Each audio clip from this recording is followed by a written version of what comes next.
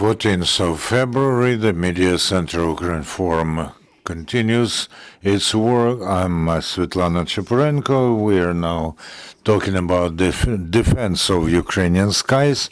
Yuriy Ignat, the speaker for the Air Force of Ukraine, is with us. Are you with us, Mr. Ignat? I'm sorry, we have some technical difficulties, but we will resume our briefing within several minutes.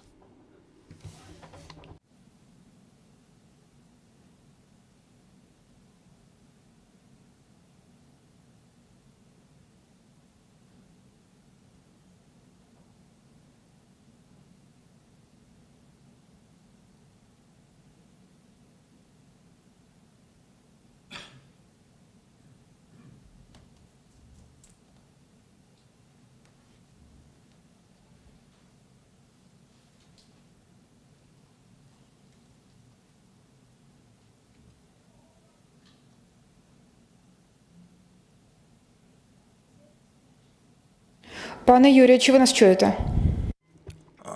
Yes, I am with you. And we now see you as well. Sorry for technical difficulties. So Yuriy Ignat, the speaker for the command of Air Force of the Armed Forces of Ukraine. It has been more than once that our Air Force, after the large-scale enemy attacks, have pointed out that there's the work of the radio-electronic combat is very important. Well, this is not new. It has been here all the time. However, you're right in saying that we are increasing the number because Ukraine has increased the production of these systems, and they are working very well when protecting some of the objects. They quench the navigation of enemy missiles and drones, and you also know how the radio-electronic combat helps the so-called trenches radio-electronic devices that help to quench the FPV drones, which are there in thousands. So we are grateful to our state enterprises that have increased the number of their product as well as civilian enterprises, but there's also delivery from our foreign partners, and the radio-electronic fight has become a part of our anti-aircraft defense. Today, the British intelligence community voiced their disturbance at the use of by Russians of Zircon missile, and they have doubts, Americans as well, whether Patriot system are able to shoot those Zircon missiles down. How many can the enemy launch? Well, if there were such an information, you would have probably read this in Telegram or media, so we cannot talk about more than one case of this use. And by the way, how can we really distinguish among the ballistic missiles? You know, this is the missile which goes up and then falls down. There's no such thing, or very complicated thing to understand the trajectory of ballistic missiles. I can only a specialist who saw the debris and who analyzed them can really corroborate and confirm that this was zircon. And by the way, this is the weaponry that Russia has just introduced in the battlefield. Actually, no one of us has seen this zircon, But of course there are specialists, the Kiev Institute for Forensics, and they can tell you precisely what this was, and they are now studying the debris. And only a specialist can tell you whether this was Iskander or Khat 126, and ballistics are ballistics. Kinjalo, Tsirkono, Iskander, they fly on a special trajectory, and Patriot can really shoot them down. But in this case, the Patriot missile should hit the missile which moves at 3,600 kilometers per hour.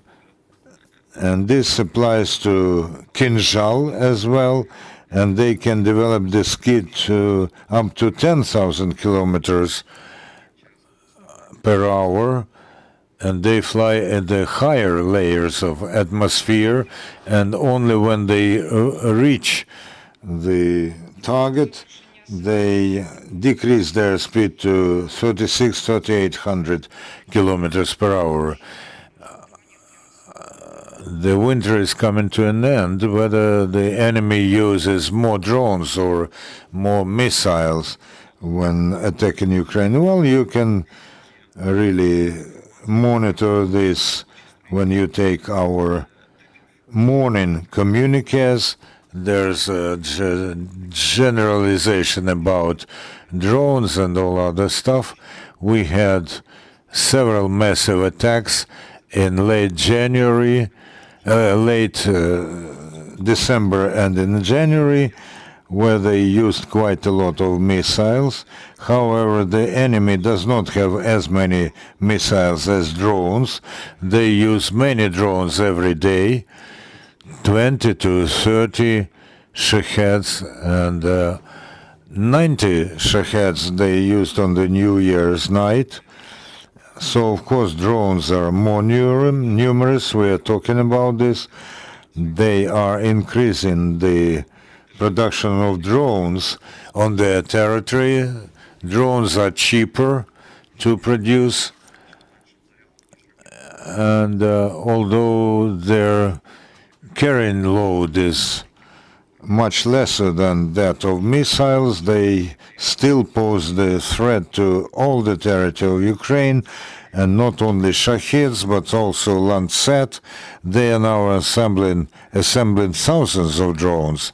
So you have to take this into consideration and increase the number of means of radio electronic combat, and also the missiles that can shoot down drones. What is the situation with our missiles? Do we have enough of them for air defense? Well, I not just cannot, but only should not give a definite answer to this. This is not a public information about how many we have. But of course the deficit will always be there. With the attack that Russia is making, the massiveness of the attacks means that we have to use quite a lot of our means, using cruise missiles and also ballistic Patriot missiles. We are keeping close calculation on this. We also communicate with our Western partners who work with us with direct contact with Ukrainian officers within the framework of Ramstein, which works every day. There are groups of people from different countries who work 24/7. They're looking for necessary solutions in order to help Ukraine. And of course, we regularly inform the media in order to communicate to the society. So we are calculating the need for any means which are being gradually provided to Ukraine within this or that package of help. You see that we, for instance, get howitzers and shells, and they always say some additional beans for air defense, but not about numbers. What about the complexes of the air defense? Have Ukraine received them as our partners promised? Yes, we have both. In some cases we have delays, in some cases we have delivery prior to the schedule, but we cannot talk about this openly. You know that the leaders in the delivery of anti-aircraft systems is Germany. They have to give us this year 4 batteries, which will be a serious component of our air defense. Same with Patriot, same with Gepards. I can tell you about Norwegian NASAMS. The United States are producing missiles for this complex. And you should not forget about the fact that our Western partners continue to help us with missiles to the Russian, Soviet systems that we have.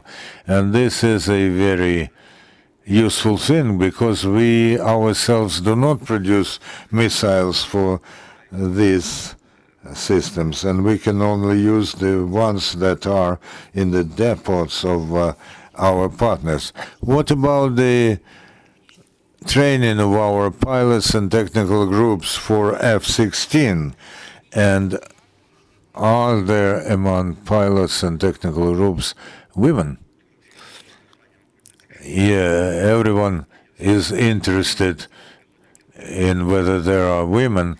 Well, the women are everywhere, but I might tell you that there are no women among pilots who are being trained for F-16s. I must tell you that if there were some, then this would be a generally known fact. Not so far, but we do hope that there will be women among F-16 pilots, as this happens in the USA and Israel. And we in the armed forces pay huge attention to the gender issue. And in our Kharkiv University of Air Force, there's quite a lot of women who are on a par with men, doing performing their duties, as well as military engineers in brigades who are involved in servicing combat jets. Everything will be there. The question is in getting those F-16s as soon as possible. And then the Kharkiv Institute will teach young people, both men and women, in different places. At the moment, they are studying in different places in our country because it is impossible to organize training process in Kharkiv. They're being constantly attacked. However, we are switching to the Western style anti-aircraft, anti-air defense. And of course, it is very logical that our air defense people will be studying in Western countries. So everyone who wants to become a professional military person in the future, welcome to the Kharkiv Institute. Any questions from the journalists? I have a question whether Artem Moskovenko, Ukrinform, have new models of drones appeared in Russia which they use to attack the territory of Ukraine? Well, this is a very broad question. You should specify. We saw some photos with drones of reactive engines, then some models which were made in garages We saw modernization, some modernization of Shaheds and serious modernization with Landsats. This increases their range, and Russia is also boasting about the artificial intelligence. And Putin was talking about this, probably not understanding himself what he's talking about, but they did create a serious picture for our and Western audience as well as for their own.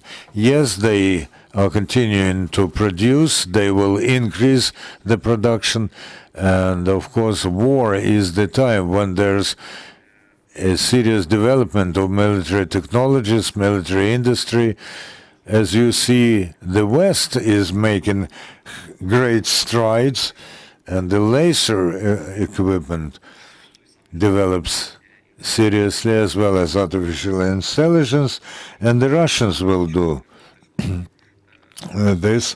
And the West should decrease their opportunity, the Russians' opportunity to get some